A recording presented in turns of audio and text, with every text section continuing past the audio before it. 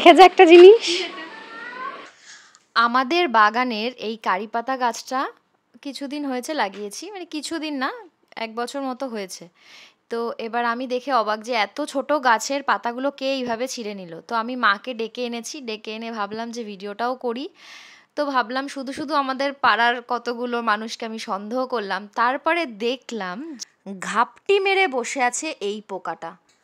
পুরো পাতার রঙের, মানে পুরো সেম কালারের, একদম ওর আস্তরণটা, আবরণটা সেম পাতার মতো। কি করে কেউ চিনবে বলো তো, কি করে কেউ দূর থেকে দেখবে? এই দেখো, ভালো করে জুম করে দেখাচ্ছি। তারপরে মা বলল, বেকার তুই পাড়ার লোকগুলোকে মনে মনে সন্দেহ করছিলিস যে পাতা ছিঁড়ে নিয়ে গেছে। আবার এটাও ভাবলাম যে কারি পাতা তো খাওয়া খুব ভালো, নিশ্চয়ই নিয়ে গেছে, ফোড়ন ফোড়ন দেবে, কত কিছু ভেবে নিলাম। কিন্তু আসল কালপ্রিট হচ্ছে ইনি। এদের স্কিনটা দেখেছো, পুরো পাতার মতনই এরা আবরণ একটা দিয়ে নিয়েছে। এটা কি শুঁয়োপোকা কি না আমি জানি না, কিন্তু এটা দেখো পুরো পাতা, মনে হচ্ছে যেন একটা পাতাই পুরো রয়েছে এরকম। এইটা কি পোকা কেউ জানলে প্লিজ কমেন্টে আমাকে জানাও।